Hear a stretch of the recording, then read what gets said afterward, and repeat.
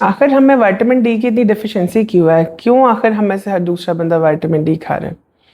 ہم تو خطِ استوا پر ایکویٹر پہ رہتے ہیں، ہمارے یہاں 10 سے 12 مہینے دھوپ گرتی ہے، پھر بھی ہم اتنا وائٹامن ڈی استعمال کرتے ہیں۔ کیا وائٹامن ڈی ہماری نیشنل دوائیوں میں شامل ہو چکا ہے اس لسٹ میں؟ اس کے بارے میں بات کرتے ہیں۔ وائٹامن ڈی بیسیکلی ہمیں دھوپ سے ملتا ہے۔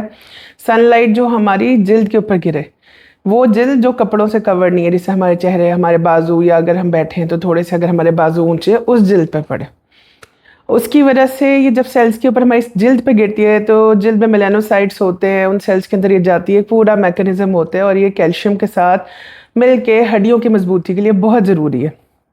اس کی علامات اس کی کمی کی کیا ہوتی ہیں؟ ہمارے یہاں بچے، بچیاں، بوڑھے بھی اور چھوٹے بھی اکثر اٹھتے ہیں تو ہڈیوں میں سے آوازیں آتی ہیں، کمپلین کرتے ہیں ہماری ٹانگوں میں درد ہو رہا ہے، ہمارے ہڈیوں میں درد رہتا ہے، پٹھوں میں کھچاؤ رہتا ہے، بے سکونی سی رہتی ہے، اکثر لوگوں کی نیند بھی کم ہونا شروع ہو جاتی ہے۔ اور جب ہم مختلف ٹیسٹ کراتے ہیں، وائٹامن ڈی کراتے ہیں، تو وائٹامن ڈی بہت کم ہوتا ہے۔ اب جب کمی اتنی ہو گئی ایک ایسے ملک میں جہاں سورج چمکتا رہتا ہے، تو پھر اس کی ٹریٹمنٹ آپ کو گولیاں کھانی پڑیں گی وائٹامن ڈی کی۔ مگر وائٹامن ڈی کا ایکسیس کے بھی بہت سے نقصانات ہیں۔ وائٹامن ڈی آپ شروع کریں، اسے مانیٹر کریں، اور پھر ایک ٹائم پہ جا کے وہ بند کرنا پڑتا ہے۔